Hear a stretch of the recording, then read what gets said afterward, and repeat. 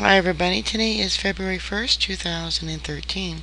Well, we got the Fast and the Furious screw up. What are they going to call this in Milwaukee?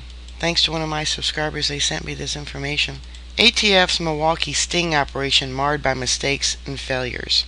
David Slank unknowingly rented his building to ATF, which ran an undercover sting. Burglars broke into the business, ending the operation. Slank says the ATF owes him $15,000 for damages and unpaid utility bills. The agency has refused to pay. Refused to pay for damages on their utility bill? Unbelievable. But it gets worse. A store calling itself Fearless Distributing opened early last year on an out-of-the-way street in Milwaukee's River West neighborhood, offering designer clothes, athletic shoes, jewelry, and drug paraphernalia. Those working behind the counter, however, weren't interested in selling anything. They were undercover agents from the U.S. Bureau of Alcohol, Tobacco, Firearms, and Explosives, running a storefront sting aimed at busting criminal operations in the city by purchasing drugs and guns from felons. But the effort to date has not snared any major dealers or taken down a gang. Instead, it resulted in a string of mistakes and failures, including an ATF military-style machine gun landing on the streets of Milwaukee and the agency having $35,000 in merchandise stolen from its store, a Journal-Sentinel investigation has found. Yep, let's put more guns on the street, and this time we'll just get them from the government. When the 10-month operation was shut down after the burglary, agents and Milwaukee police officers who participated in the sting cleared out the store, left behind a sensitive document that listed names, vehicles, and phone numbers of undercover agents. And the agency remained locked in a battle with the building's owner, who he says is owed about $15,000 because of utility bills, holes in the walls, broken doors, and damage from an overflowing toilet. The sting resulted in charges being filed against about 30 people, most for low-level drug sales and gun possession counts. But agents had the wrong person in at least 3 cases. In one, they charged a man who was in prison as a result of an earlier ATF case. At the time, agents said he was selling drugs to them. Sounds like they're making up false accusation, false lies, trumped up police charges. I don't think they had the wrong name. They just decided to go after somebody and didn't know he was already in jail. The other case revealed that the agency's operation was paying such high prices that some defendants bought guns from stores such as Gardner Mountain and then sold them to the agents for a quick profit. The mistakes by the agents are troubling and suggest that a lack of planning and oversight, according to veterans of the ATF who learned about the operation from the Journal-Sentinel. The newspaper combed through police records, court documents, social media, and materials left behind by the ATF, all of which provide a rare view inside the undercover federal operations. I have never heard of those kinds of problems in an operation, said Michael Bouchard, who retired 5 years ago as assistant director for field operations for the agency. Sure, small bits and pieces, but that many in one case? I've never heard of anything like that. The agency has been on the defense in recent years following the ill-fated Fast and Furious operation run out of Arizona, where agents allowed sales of more than 2,000 guns to gun traffickers, but they failed to keep track of most of them. Many turned up in crime scenes in Mexico, including 2 at the site where the U.S. border guard was killed. And now, in the wake of school shootings in Connecticut, as President Barack Obama considers new restrictions on guns, the agency is posed to take on additional responsibilities. The ATF has run storefront stings in other cities, holding news conferences, trumpeting results, and showing off the guns and drugs seized. In Milwaukee, the operation has been kept quiet. Residents of the area, tucked between North Humboldt Boulevard and the Milwaukee River, are angry the ATF secretly drew drug dealers and gun-toting felons to their neighborhood, which is rallying to improve. Federal authorities said they could not say much about the Milwaukee operation because court cases have not been resolved and the ATF is still seeking suspects. U.S. Attorney James Santel, whose office was briefed on plans for the sting, declined to comment on problems in the operation, focusing instead on the number of defendants charged in the 145 guns seized, including 3 sawed-off shotguns, 10 stolen guns, and 8 guns with obliterated serial numbers. Santel said that all federal investigations are not the same, and noted in this case 4 of the defendants are facing long prison terms for being career armed criminals. They are plainly a threat to the community, said, but yet they got a machine gun somewhere out on the streets. ATF spokesman Special Agent Robert Smid said he is convinced the operation didn't bring crime to the neighborhood and instead made the streets of Milwaukee safer. Smid declined to say how much the sting operation cost. Our number one responsibility is denying criminal access to firearms, and that's what we're trying to do, Smid said. It is our duty to purchase these firearms to protect the American public and citizens of Milwaukee. When David Salkin put his single-story building on East Meineke Avenue up for rent on Craigslist, he had a choice: leased to a church or Fearless Distribution.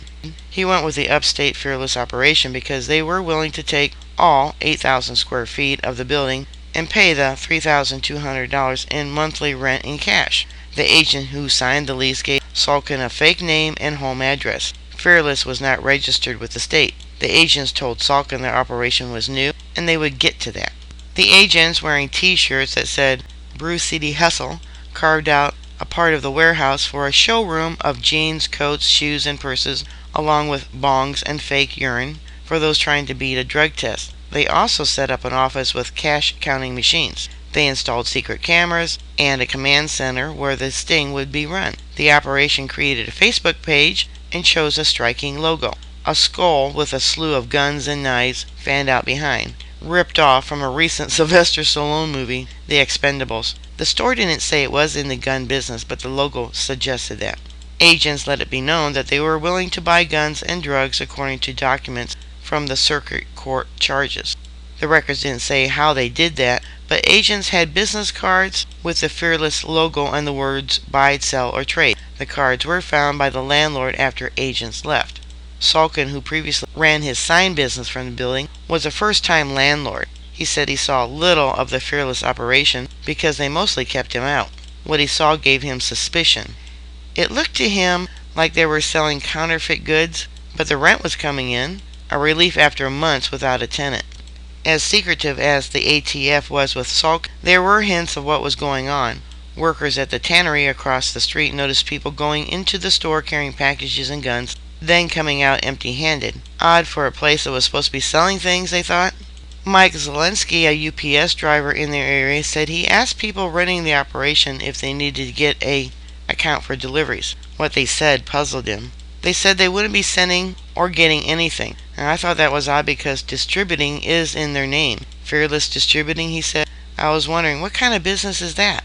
They never sent or received anything via UPS in 10 months, Zelensky said. Milwaukee is among 31 cities where the ATF has dedicated a violent crime impact team. The teams are supposed to target hotspots, small, high-crime areas, and go after the worst of the worst violent criminals according to the agency's best practice report. In more than half the cases studied, the ATF used citywide data rather than numbers from the target areas, favorably skewing their analysis when reporting on homicides committed with firearms, the report found. And teams in several of the cities failed to implement key strategies, such as compiling worst of the worst lists, engaging in community outreach, or utilizing tracking and other technology resources. Still, the initiative expanded in 2006 with the addition of Birmingham, Alabama, Baton Rouge, Louisiana, Milwaukee, and other cities. In Milwaukee, agents located Fearless Distributing in a neighborhood where aggravated assaults had been declining since at least 2008, according to an analysis by the Journal Sentinel, relying on Milwaukee Police Department numbers.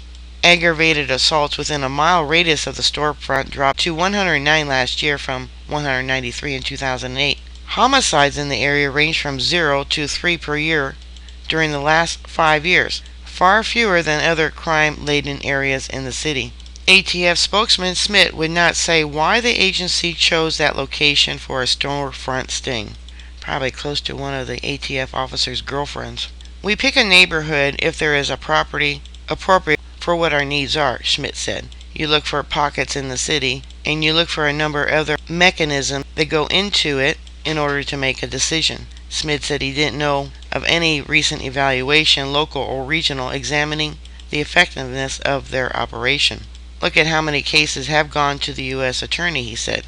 Nationally, the agency's website touts numbers showing teams referred an average of 671 cases per year for criminal charges from 2006 through 2009, with a 14-year average prison sentence for those convicted. The Department of Justice issued news releases in Baltimore, Atlanta, and elsewhere in the last couple of years praising the success of individual operations. It's probably all propaganda bullcrap.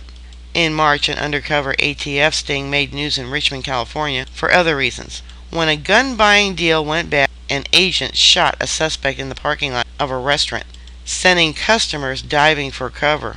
ATF officials defended the operation and agents' actions. Smith said funding for violent crime impact teams is being reduced in the agency's $1.2 billion budget, and that ATF is launching a new improved initiative in coming months called Frontline. Top Dollar paid for guns. Fearless Distributing was buying guns and drugs by March of last year. The sellers came from outside the River West neighborhood, mostly from the near north side of Milwaukee, according to court documents. The amount of drugs involved ranged from a gram of cocaine or an ounce of marijuana to an ounce of cocaine and 7 grams of heroin on the high end. One charge is for selling fake drugs. Gun charges also vary. The ATF generally targets gun sellers using statutes that prohibit felons from having guns. The number of guns seized range from a single firearm to 25 to 30 guns. ATA agents were paying top dollar for guns, court documents show. For instance, Vance Field sold a Smith & Wesson .40 caliber handgun to agents at Fearless in September for $1,250, according to the criminal complaint. The model was sold for roughly $400 to $700 in online actions recently. In one case, Brandon Gadney sold more than 30 guns to ATF agents, including some that he and Corvorzy Bryant bought at Garden Mountain, according to court documents. Bryant is charged in federal court with being a straw buyer, someone who purchased firearms for another person who is prohibited from having them.